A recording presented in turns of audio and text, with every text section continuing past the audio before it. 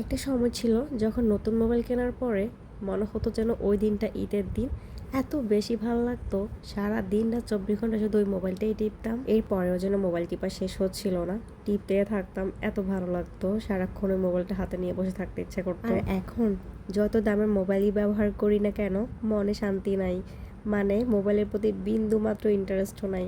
আমার তো পুরান মোবাইলটা ইউজ করতে বেশ ভালো লাগে। আমার কাছে এখন নতুন মোবাইল ব্যবহার করা মানে ঝামেলা মনে হয়, কেননা আগের মোবাইলে যে সুন্দর সুন্দর ছবিগুলো থাকে ওগুলো আবার অন্য মোবাইলে নেওয়া আমার কাছে খুব কষ্টকর মনে হয়। আচ্ছা, আমার মতো এমন মনমরা কে কে আছেন বলেন তো? আমার মতো যদি এরকম কেউ থেকে থাকেন অবশ্যই কিন্তু কমেন্টস করে জানাবেন। আর একটা সময় ছিল তখন এত বেশি থ্রি পিসের লোভ ছিল, এত জামা কাপড়ের লোভ ছিল, মানে ইচ্ছে হইতো যে শুধু জামা কাপড় সেলাই করি, শুধু থ্রি পিস সেলাই করি। একটা থ্রি পিস এক জায়গায় পড়ে গেলে আর পরতে ইচ্ছে করতো না। আর এখন সারা বছর যদি আমি জামা কাপড় নাও কিনি তাও কিন্তু আমার বিন্দু মাত্র আফসোস নেই।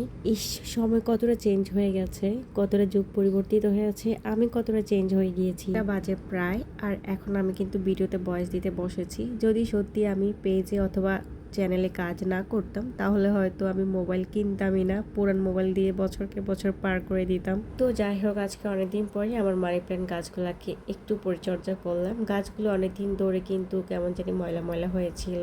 ঈদে বাড়ি থেকে আসার পরে কিন্তু এগুলো আর পরিষ্কার করার সময় বা সুযোগ কিছুই হয়ে ওঠেনি। তো আজকে আমি আপনাদের সাথে আমার রেগুলার রান্নাবান্না শেয়ার করছি। প্রতিদিনই রেগুলার রান্নাবান্নাই শেয়ার করা হয়। তো এখানে আজকে আমি চিচিঙ্গা ভাজবো। চিচিঙ্গা সবজিটা আমি সবসময় ভেজে খাই, কেননা এটা রান্না করে খেতে আমার টোটালি ভালো লাগে না। এই যে সবকিছু কিন্তু দিয়ে দিয়েছি, তেলের সাথে আমি নেড়ে ছেড়ে কিন্তু কষিয়ে নিচ্ছি। আর চিচিঙ্গা ভাজিতে আমি সবসময় একটা ডিম ব্যবহার করে থাকি। ডিম ভাজার লাস্টের দিকে যদি একটা ডিম দেওয়া হয় তাহলে ভাজার স্বাদ যেন বহুগুণে বেড়ে যায়। যাই হোক, এই সবজিটা আপনারা কে কিভাবে রান্না করে খান, নাকি আমার মতো ভেজে খেতে পছন্দ করেন তা কিন্তু অবশ্যই কমেন্টস করে জানাবেন। আর এই তো সবজি ভাজাতে কিন্তু আমি সবসময় কাঁচা মরিচ ব্যবহার করে থাকি। অনেকে কিন্তু সবজি ভাজার ক্ষেত্রে লাল মরিচ ব্যবহার করে থাকে, তবে আমি গুঁড়ো মরিচ দিয়ে লাল লাল করে সবজি ভাজা খেতে একদম পছন্দ করি না। আমার সবজির ন্যাচারাল কালারটা থাকবে, এই জন্য আমি শুধু হালকা হলুদ দিয়ে থাকি আর কাঁচা মরিচ দিয়ে কিন্তু সবজিটা ভেজে থাকি। এভাবে কিন্তু ভাজলে অনেক বেশি মজা হয় যে কোনো সবজি ভাজা। এদিকে অপর চুলে কিন্তু ভাত বসিয়ে দিয়েছিলাম আর ভাত প্রায় হয়ে আসছে।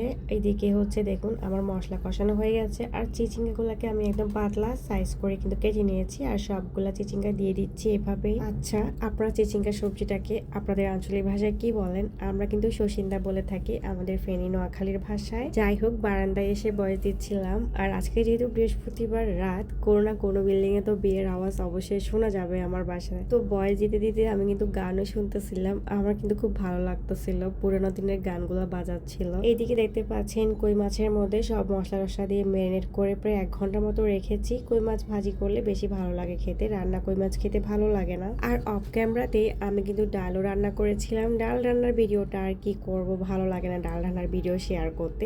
যাই হোক, আমার ডালের কালার দেখে নিশ্চয়ই বুঝতে পারছেন আমার ডালগুলা কত বেশি মজার হবে। এদিকে সবজিগুলা থেকে কিন্তু পানি উঠে আসছে, আমি একটু নেড়েচেড়ে দিচ্ছি যাতে পাতিলের তলায় লেগে না যায় সবজিটা। যাই হোক, রান্না করতে করতে কিন্তু প্রচন্ড গরম লাগতেছিল, এই জন্য ফ্রিজে একটু দই ছিল আর দইগুলো বের করে খেলাম। ঠান্ডা জিনিস খেতে অনেক ভালো লাগে, কিন্তু ঠান্ডা জিনিস খেয়ে আমি না সহ্য করতে পারি না, সাথে সাথে অসুস্থ হয়ে যায়, গলা ব্যথা করে, আমার সর্দি হাঁচি কাশি সব একসাথে শুরু হয়ে যায়। এই তো এবার তো রান্না প্রায় শেষের দিকে চলে আসছি। এবার হচ্ছে মাছগুলো ভাজতে দিয়ে দিয়েছি আমার তাওয়াতে। গত 2 দিন ধরে কিন্তু অনেক জায়গায় বৃষ্টি হয়েছে, বাট আমার কাছে না বৃষ্টি একদমই ভালো লাগে না। এই যে বছরের প্রথম বৃষ্টিটা না অনেক উপভোগ করছে মানুষ, বাট আমার প্রথম বৃষ্টিটাও ভালো লাগছে না কেন জানি। তো এইদিকে কিন্তু চিচিঙ্গা ভাজির লাস্টের দিকে আমি একটা ডিম দিয়ে দিলাম, আর ডিমটা দিয়ে কিন্তু ভাজিটা আর একটু নেড়ে ছেড়ে ভালোভাবে ডিমটা আমি মিশিয়ে নিচ্ছি। যারা এইভাবে চিচিঙ্গা ভাজাটা খাননি তারা কিন্তু একটু ট্রাই করে দেখতে পারেন, গরম ভাতের সাথে কিন্তু এই ভাজিটা অসাম লাগবে খেতে। এবার কিন্তু গানের ভলিউম ওরা কিন্তু বাড়িয়ে দিয়েছে, আমার তো এবার বিরক্ত লাগতেছে ভয়েস দিতে। আর এই যে দেখুন, এই ফলটাকে কে কে পছন্দ করেন খেতে আর কি নামে ডাকেন আপনারা কমেন্টস করে কিন্তু জানাবেন। আর আজকের মতো বিদায় নিচ্ছি, সবাই ভালো থাকবেন, সুস্থ থাকবেন।